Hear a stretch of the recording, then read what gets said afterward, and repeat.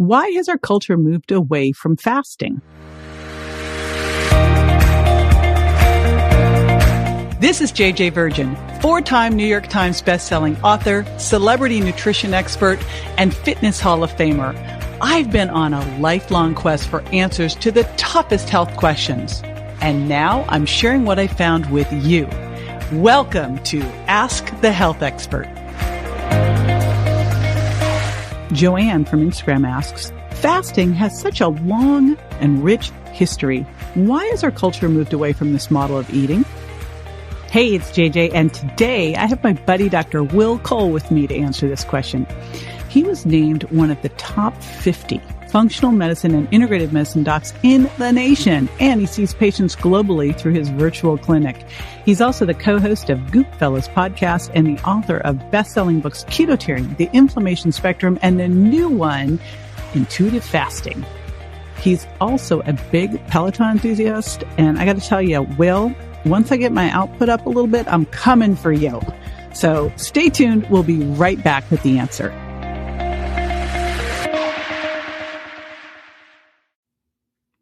Hey, it's JJ here, and I just got a makeover. Well, actually, my products did.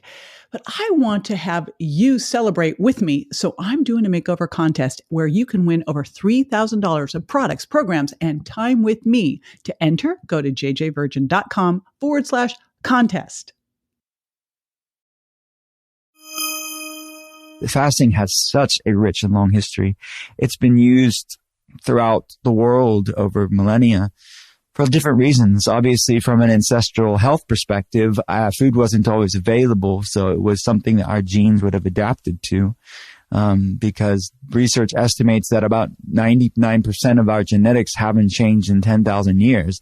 Yet our world has changed very dramatically in a very short period of time when you're looking at the context of the totality of human history.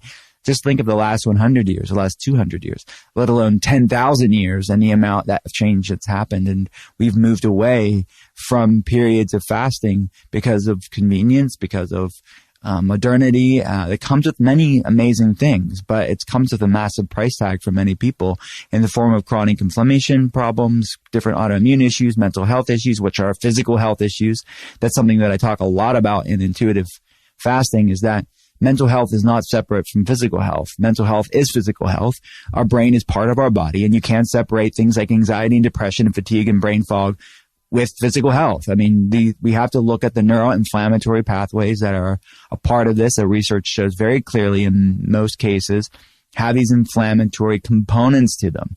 So do we have to look at this? Why is there a rise of chronic inflammation? Because of this genetic epigenetic mismatch. This world has changed very dramatically in a short period of time, and this evolutionary mismatch is at the heart of what researchers are really exploring, is why we have this epidemic rise of autoimmune issues, chronic health problems, and brain health issues. So fasting is a way to decrease the chasm between genetics and epigenetics. Our environment, the foods we eat, the way that we live our life, and our DNA. So instead of our genetics, our DNA living in a brave new world, it can be more in alignment. Our lifestyle can be more in alignment with what we've evolved with over years, millennia and millennia. So that is really what I'm exploring in intuitive fasting, from an ancestral health perspective, but also from a spiritual and religious standpoint. Fasting has been used too, even when food was available. So if you look at Islam with Ramadan, or Judaism with Yom Kippur, or Tish B'Av, in Christianity with Lent, all of these are fasting times, or they started out as fasting times, but they are still fasting times for many people, because there is a stillness, and there's a time to eat and a time to fast. And we've lost that connection with our body and the inner stillness and the inner, recalibration that can happen through times of fasting. It's very, very powerful. And that spiritual side of fasting is something I'm also exploring in intuitive fasting, is that I call them metaphysical meals in the book, is when you are doing these flexible intermittent fasting windows. What do you do when you would normally eat? So many people are eating because they're bored, or eating because they're stressed, or eating because they want to distract themselves, or eating because that's what they always do at this time. So when you start shifting the window and doing these ebbing and flowing flexible fasting windows, I wanted to give people something to do during that fasting window. So things like journaling, mindfulness meditation, getting out in nature, Shinrin-yoku, the forest bathing, what the Japanese and the South Koreans are looking at in the scientific literature of meditating through the forest and using nature as a meditation, reconnecting ourselves to the earth of, where we came. So it's, there's such a divorced nature going on in our modern life. We're divorced from the things we're a part of.